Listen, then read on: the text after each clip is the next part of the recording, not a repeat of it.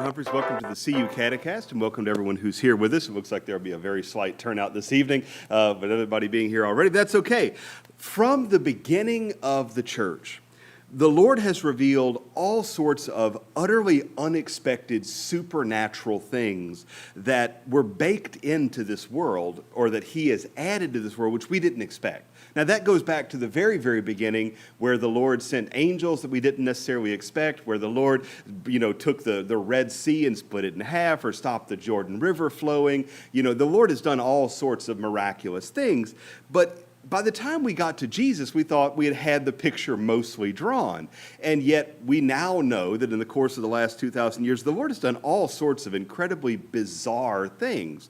Some of them are relatively run-of-the-mill. Making holy water a tool for exorcisms is an example of something relatively run-of-the-mill. Using especially holy people as sources of inspiration, sources of holiness, that's something we expected. The fact their bones would cure diseases, we did not expect. The whole idea that certain people would not rot away, become what we call incorruptible saints.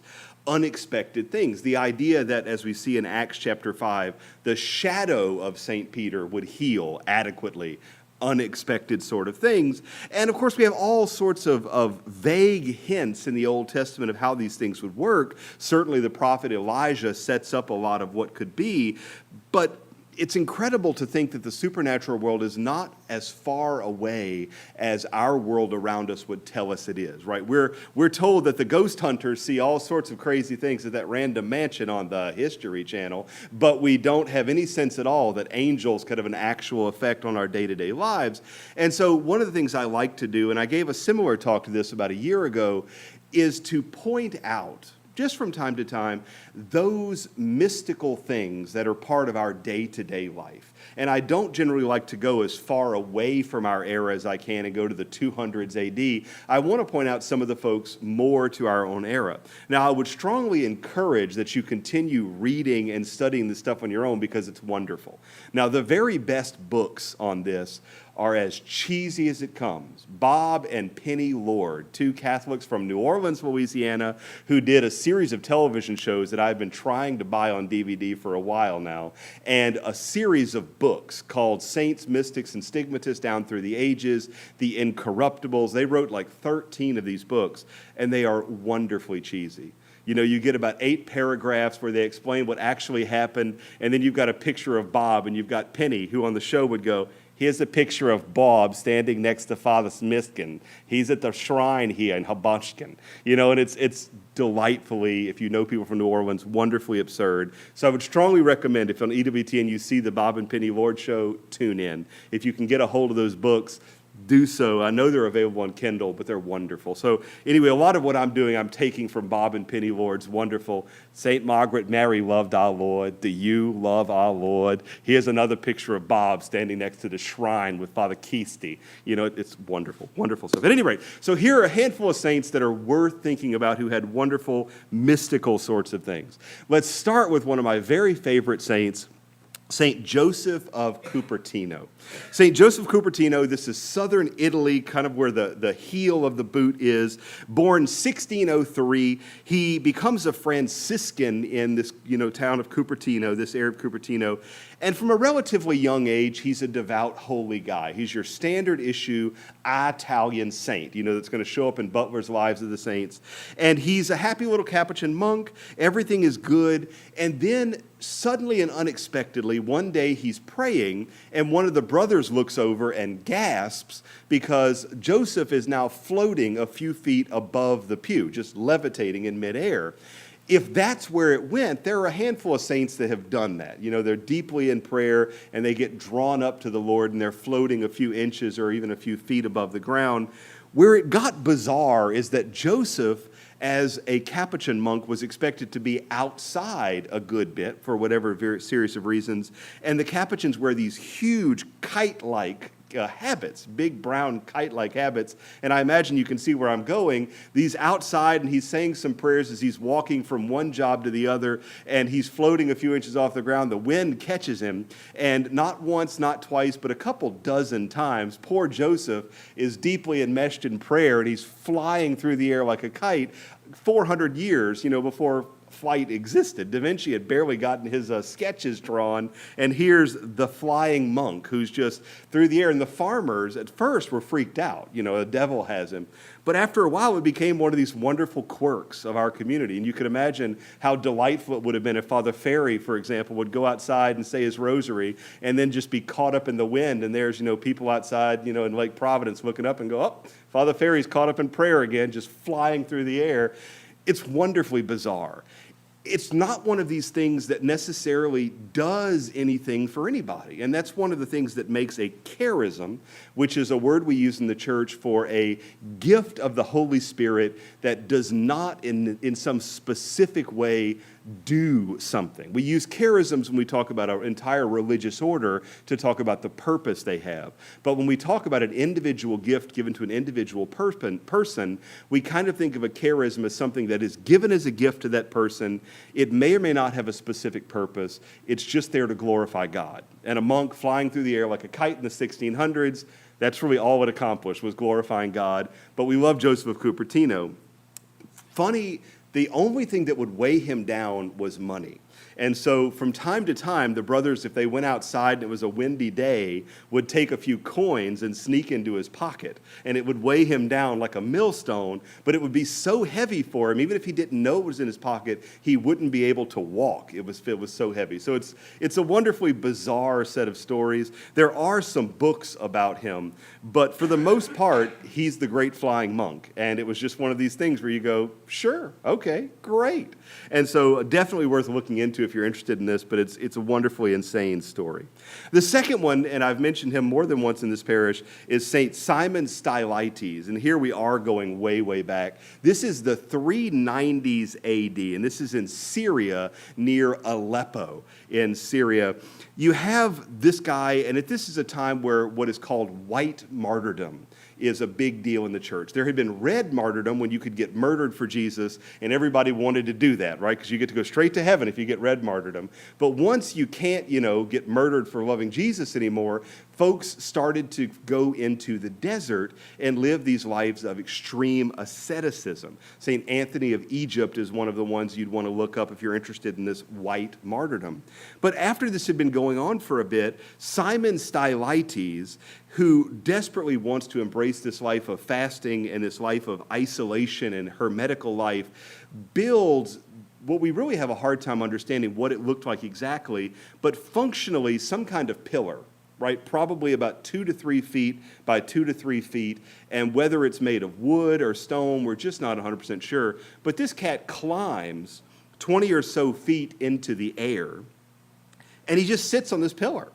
And he sits, and he sits, and he sits for 37 years living on top of this pillar, doing all the stuff you've got to do on top of this pillar. It's a weird, weird thing. There's not been a whole lot of folks after him who did anything even remotely similar.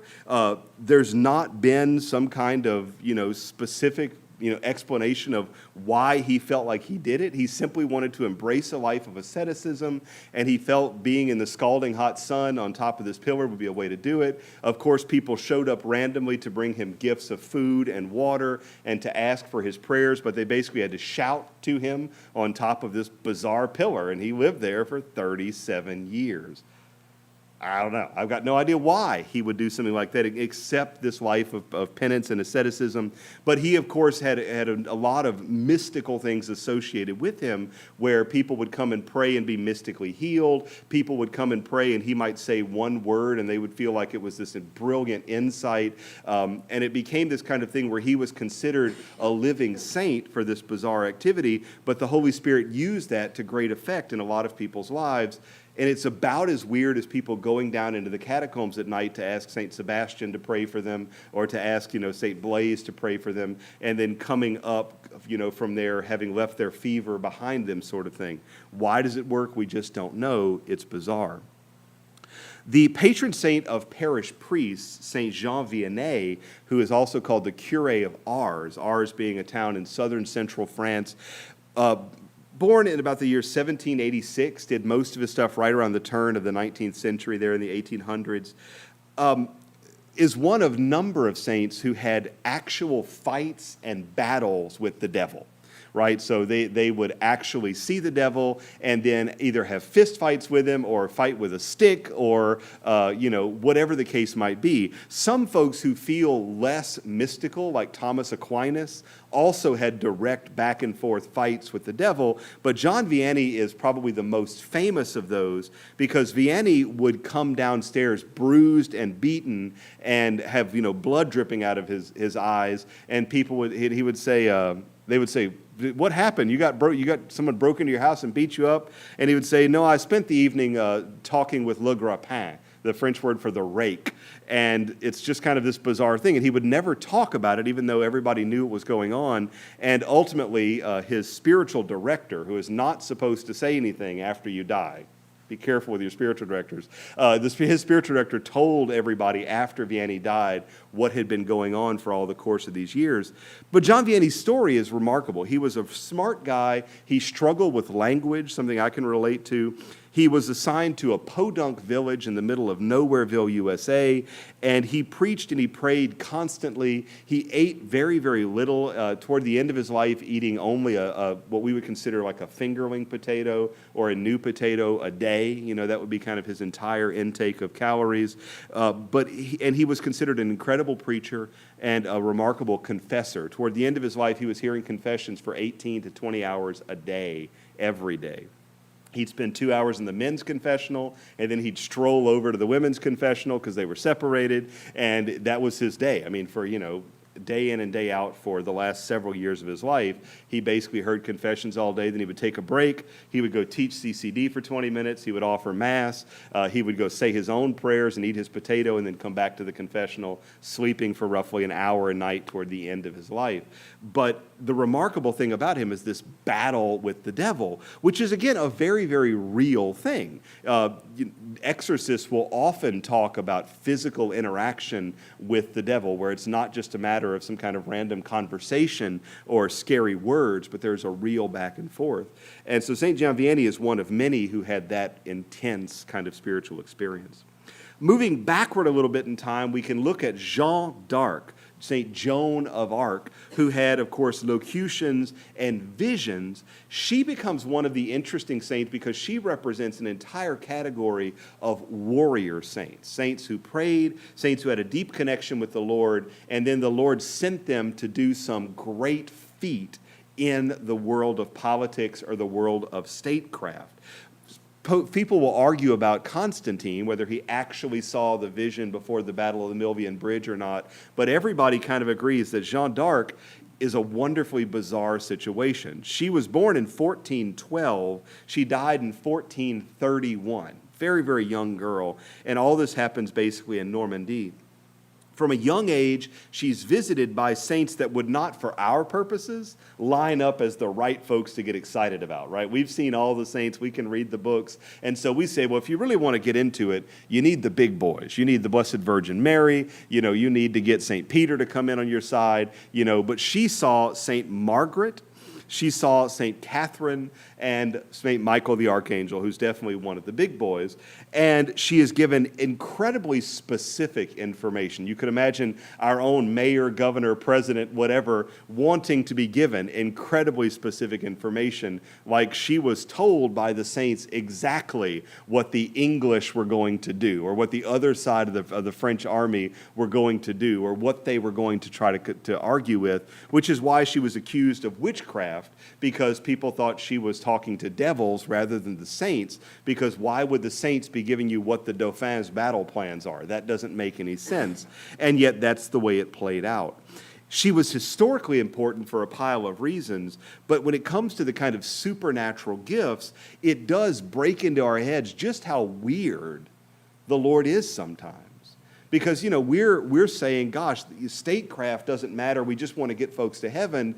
And yet here is the saints, the Lord sending these saints down in order to see one side win in battle over the other. Now, of course, we see the same sort of thing at Lepanto and other places where the Christians and the Muslims, for example, are doing battle, and unexpectedly the wind changes, and it's clear that the Lord has gotten involved here because the Christians were outnumbered 10-1 and they should have lost, and the wind changed here at this exact moment, and then there was a flash of light there, and the Muslims got all confused, and their entire army was defeated, and we go, goodness gracious, how bizarre.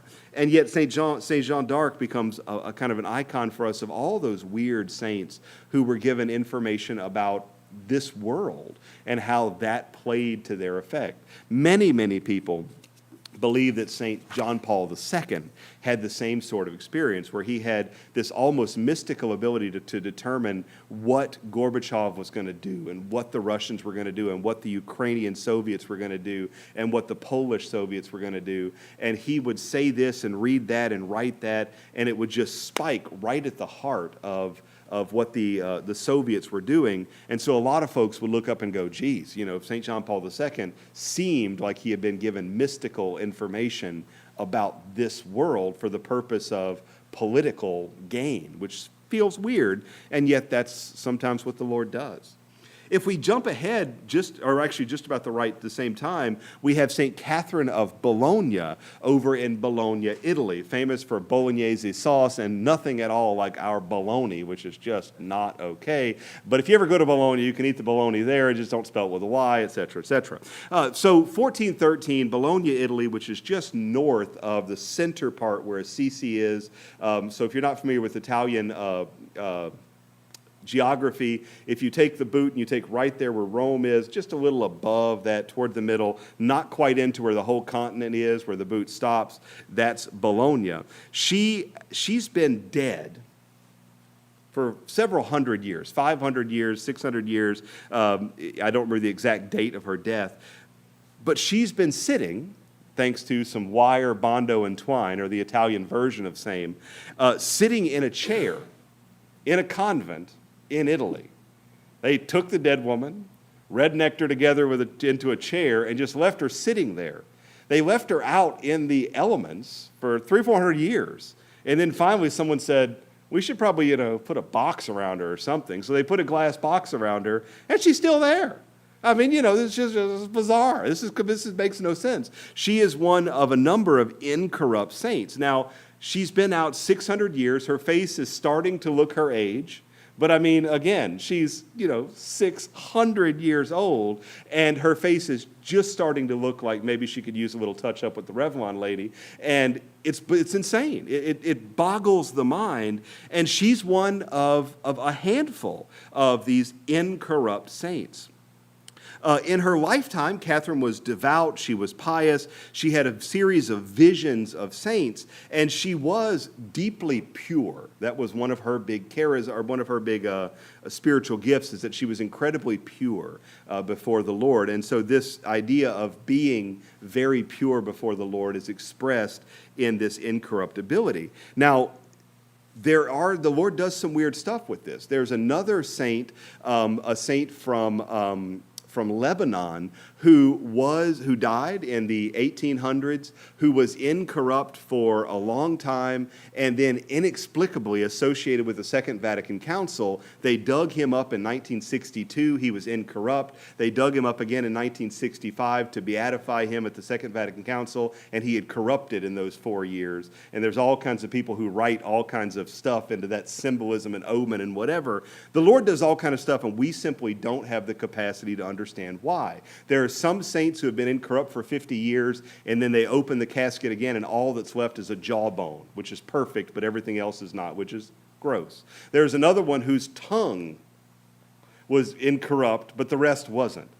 Gross. There's all sorts of oddities associated with this whole incorruption question and these incorrupt saints, but it's fascinating, right? I mean, it's just this kind of weird supernatural interaction with us that just feels very, very, very odd. There are some too who have like St. Clare of Assisi and St. Jean Vianney, who are mostly incorrupt. That is, their bodies have been laying out for 100, 200, 300 years, whatever. In the case of St. Clare, closer to 800 years. And the face, because it freaked people out, just made people uncomfortable, they put a wax face model over it. And the wax then caused incorruption, but the rest of the body is incorrupt. And so there's a lot of weirdities associated with this, but there's some great books, again, by Bob and Penny Lloyd from New Orleans Heart. They will tell you all about the incorrupts, where it comes from, what the Bible verses are, and the stories of the saints' heart. It's very much worth finding those shows if you can find them. They're so much fun to watch. Jumping back to the ancient history one more time before we go, Benjamin the Great of Nitra. He's an Egyptian. This is 329 AD, so we're talking about when things are going pretty well in the Roman part of the empire, but Egypt's a little crazy. We're kind of just getting into the end of the persecution era. And so you've got Benjamin the Great, and he decides one day that he is just done with the whole Jenny Craig thing. He's done with all of that, and he is going to fast for the rest of his life. Now, this generally seems problematic because, the human body needs X number of calories to make it through the day. If you want to lose weight, that number is relatively low. If you want to live like me, that number is 3,000 to 10,000. That's your own situation and own choices. But he decides that he is going to fast because he loves him some Jesus, and that's the way it's going to be. So he continues to drink water. That's just a thing. But he only eats the Holy Eucharist, which he goes to Mass once a week. He receives Holy Communion. And for 50 years, 50 years, he eats nothing except the Holy Eucharist and drinks water, which is, of course, physically impossible. There are a number of other saints through history, but no one has gone quite so long as 50 years. There have been some in the 30s, and then very, very recently, since the 1900s, there have been one or two who have gone 15, 20 years. And nowadays, where your scientists can get involved, because your scientists look at Benjamin and they go, that's just a lie, we're done. They don't even consider the possibility. But nowadays, we have some saints some living saints who have lived for 15, 20 years without any food at all except water and the Holy Eucharist. And, there are doctors who are testing that and following that, and it's just the way it is. And so this kind of introduces or reinforces the idea of what asceticism should mean, what fasting could be. And it's one of these things, too, that not all of us are called to, but just the fact that one or two can do it speaks to what the Lord can do in all of us, right? I mean, that's one of the best things about the saints is that they do these kind of things. And we go, I don't want to do that. Don't sign me up. Miss Louise makes an icebox pie that's not, it's pretty good. I don't want to pass that up. But we have these saints here who remind us what God can do. With God, all things are possible. It's wonderful to think about. I want to do two more who are associated with each other at the end. And this is Francis of Assisi and Padre Pio. And these are the two that most folks nowadays would have some working knowledge of.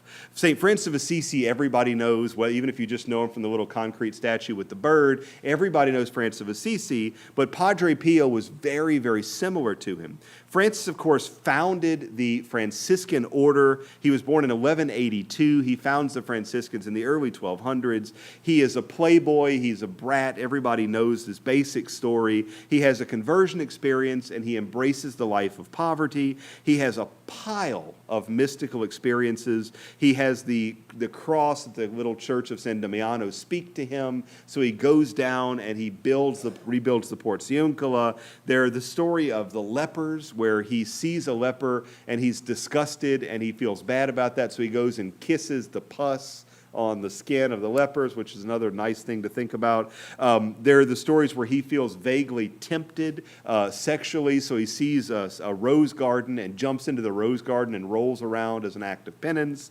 which also causes the roses in that garden not to grow thorns. And those are still there. You can actually see they're the only roses on the planet that don't grow thorns, which is kind of wonderful and bizarre. You have all sorts of crazy stories about Francis, but the Stigmata is the one that has perhaps captured the imagination the most. In fact, there are a pile of movies associated with the idea of the stigmata. But what that means is that Francis one day, and there used to be an actual feast of the stigmata of St. Francis. St. Francis is on a hillside, he's praying, and the Lord says, do you really want to suffer with me what I experienced on the cross? And Francis says, I do. I really want to suffer with you what you experienced on the cross. And the Lord says, I believe you. I believe you're ready for it. And so I'm going to give you a gift that will help you to experience what I suffered when I suffered on the cross. And so Francis suddenly sees in his hand, somewhere down here. Now, we know that an actual crucifixion would put the nail through here, right? We know that because that's just the way it has to be. And a lot of photographs, or not photographs, but pictures and paintings put the wound up here just for aesthetic purposes. But right around there, toward the bottom of the hand, the medial part of the hand, Francis all of a sudden sees a little gap open up, and then finally a full-on hole where he can see through, and blood starts to pour out pretty quickly. And so then one forms on the right, then the left. Then he notices that his feet, he's wearing sandals, are also bleeding. And then he feels a sharp pain in his side. And suddenly he's bleeding out of his side as well. And so now he's got 5 wounds, all of which are bleeding. Now they're not, squirting out blood arterially, but they're bleeding. And there's an incredibly strong aroma of roses from the wounds. Now, these are not romantic wounds, right? This is not, some story of Bill Murray and Death Becomes Her kind of thing, or Bruce Willis and Death Becomes Her, where there's just a random hole in him. I mean, these are wounds that look like somebody has cut him. And so Francis thinks he's going to bleed out. And he prays and kind of says, well, I guess my time has come and the Lord's going to let me share his actual death. But no matter how much blood pours out, Francis is fine. And so for days and then weeks and then finally years, Francis is steady bleeding from these wounds. So he ultimately develops a habit of dressing the wounds and wearing gloves over the dressings so that people won't know. But when anybody got anywhere near him, it smelled like an old lady at Christmas. It smelled like rose oil just dripping off. And hey, that was just Francis' thing for the last several years of his life. It has happened very, very rarely through history, but there are a number of people who come into kind of 3 broad categories. You have your stigmatists. These are folks who full on have the wounds are dripping and bleeding, and doctors have looked at it and said, sure enough, that's a wound, but nothing closes it, and how are you surviving without blood transfusions because it's constantly bleeding, and you have to change the bandages 4 or 5 times a day. Padre Pio became the first one of these folks to be fully and completely medically looked at by modern scientific medicine. He was himself born in 1887. He died in 1968. He was at a monastery called San Giovanni Rotondo. And so he is a monk.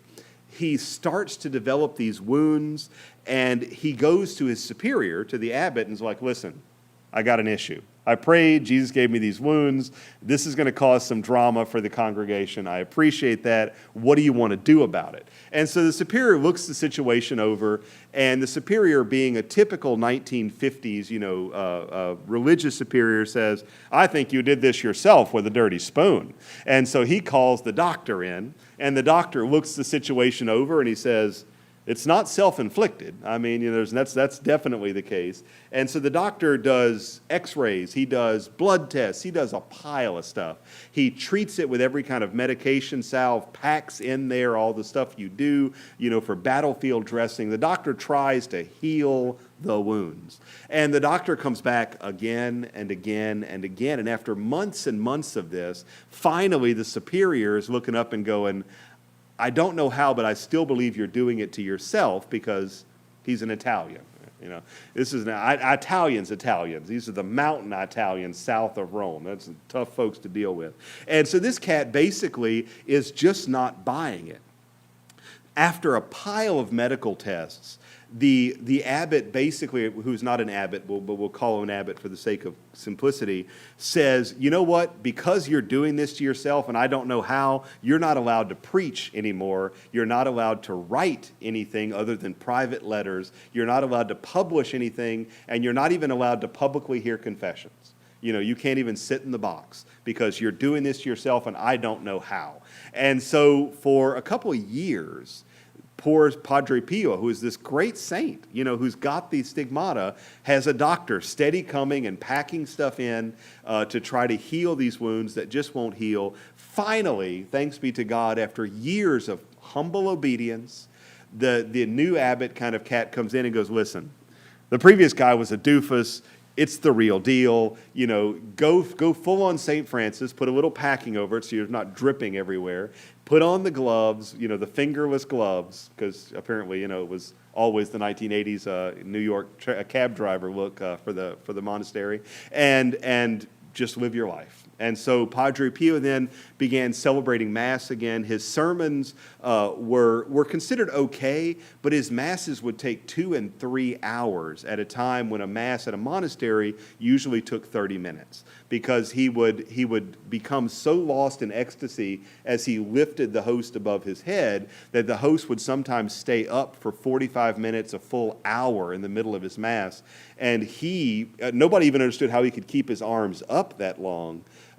Because he was an oldish man, you know, but he would keep his eyes completely fixed for, you know, 45 minutes an hour. And of course, you could see at that point with the gloves off a certain amount of the wound. You was still a wrapping, but people would come from you know, miles around to witness Padre Pio's situation. Once he was able to hear confessions again, word got out that he could read souls. And so everybody wanted to go to confession to him. And so people would line up for hours, because this is the kind of thing where somebody would make their confession and he would go, do you really want to try to sell God that nonsense? You know that that's not why you did that. And you also know that your secretary is cheating on her husband and you've not said anything about it. And so why, you know, the kind of thing, and he would just make people super uncomfortable. And yet, in a wonderful example of how our human nature shines through, people would still line up to go be, you know, kind of called out by having the priest read the souls. The last thing I want to say about Padre Pio is that he has one of the strangest of the spiritual gifts, and it's a good one to end on because it's about as weird as the flying monk of St. Joseph Cupertino. It is the mystical gift of bilocation. Padre Pio would be seen in the monastery in San Giovanni Rotondo in Italy, and at the same time, people would take photographs, not sketches, photographs of a random Franciscan monk in China who looked exactly like him, or in Japan, or in India. And people would then confront Padre Pio about that. Hey, look, there's a newspaper article of some random Franciscan speaking Chinese or Korean or whatever. How do you explain this? And he would say, well, the Lord does interesting things. And they would say, do you speak Chinese? And he would go, when I need to. And he had never left Italy, you know. And so it was just kind of one of these incredibly bizarre things. I knew a mystical priest who died, and I said, did you know, what did I say? I said something to him. I asked him a question and about, do you know some saint? And he goes, well, I didn't know him while he was alive. You know, kind of thing where you just go, all right, that's a very weird answer to a very simple question. And so, you know, there are a number of mystics who have this sort of ability, but Padre Pio is the best known because he was the most scientifically scrutinized of really any mystic in the history of the church. And so you have a pile of different saints, you have a pile of different weird, unexpected, mystical gifts. And the reason I like to bring this up from time to time is just simply to say, we need to be awed and have some wonder in our lives about what God can do. Some of these saints have been perfect, pure, holy little angels from the time they were born. Some of them, like Francis, had conversions and almost immediately started having crazy mystical experiences. So there's nothing off the table for any of us at all. It just becomes a wonderful thing where There's a value in looking to the Lord and saying, Lord, you are great and you have done wonderful things, as the Psalms tell us to say. And so that's kind of the story of these random saints with their bizarre stories and experiences and their mystical supernatural gifts. Again, if you can get a hold of Bob and Penny Lord's books, I strongly recommend that you do. There are other books out there, but Bob and Penny's are the most delightful, the most quirky, and they really go out of their way to find saints who have had weird experiences. And so I'm going to leave it at that and wish everybody on the live stream a good afternoon. I hope to see, actually there's no point in telling any of you that. I do hope to see people this evening, but there we are. And so have a great afternoon. I've been Father Ryan Humphries. This has been the CU CateCast. Have a good one.